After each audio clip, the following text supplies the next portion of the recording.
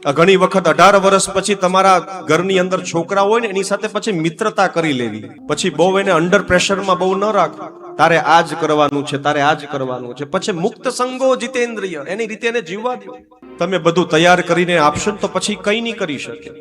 પણ ધીરે ધીરે વાઇન્ડ અપ એવું થાય કે કઈક એવા ક્ષેત્રમાં જઈએ, કઈક એવી ભૂમિમાં જઈએ ત્યાં ભગવાનનું ભજન કરી શકીએ.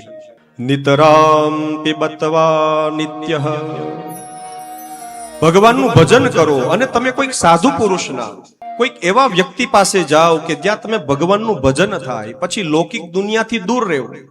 અને હું તો ખાસ કહેતો હોઉં છું, જો સમય મળે દેશ વિદેશમાં તમે રહેતા હો કે અમુક સમય વર્ષની અંદર એકવાર એવો કાઢજો કે આ ભારત ભૂમિમાં રામકૃષ્ણે જન્મ લીધા છે, ત્યાં તમે જજો. તમે કંઈક એવી ચેતનાઓ આપણે સાથે લઈને જશું ને, તો આપણા શરીરની અંદર માનસિકતા એ ભૂમિનો પ્રભાવ છે. સબ ભૂમિ ગોપાલ કી, પણ અમુક ભૂમિમાં બેસવાનું મન થાય, અમુક ભૂમિમાંથી ત્યાંથી નીકળી જવાનું મન થાય. શું કામ? નૈમિષે સુતમ આસનમ. સાધુ સંતોને કેમ આ ભૂમિ એને નૈમિષારણ્ય ગણી?